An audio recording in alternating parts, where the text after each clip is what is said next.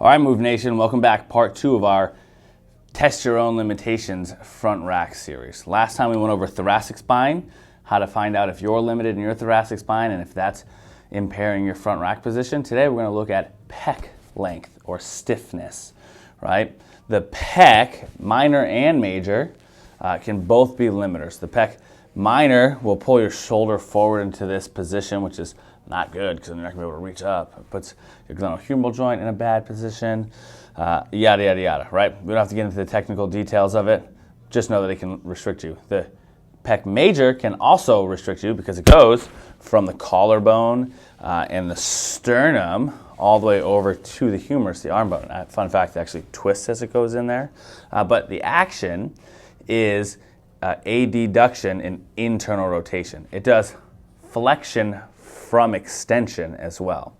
So if we're trying to abduct and externally rotate, it makes sense that it could be a limiter since its action is internal rotation, adduction. So quick, easy test is to just lay down on the ground. I'm going to go this way so you can see my elbows. Now, we want to get your arm up in this position, right?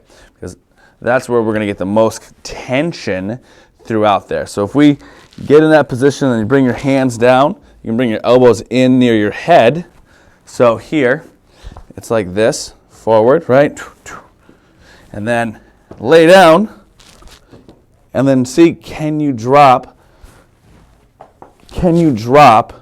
your elbows to the ground there, all right?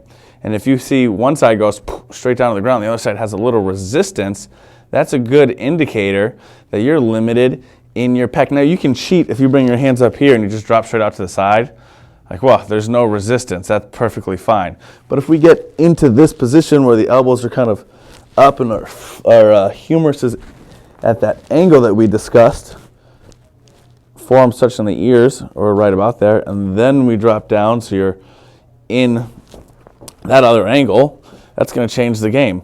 Now, if you're there and you can touch on both sides, but one side gets a little resistance, or you feel a little stretch on one side, or you can't touch on either side, or you feel stretch, or there's some discomfort there, that's a pretty good indicator that you're missing some pec length, or you have some stiffness in those tissues. So, if that's the case, you've got some work to do there. So, get to work, and we'll see you next time with part 3.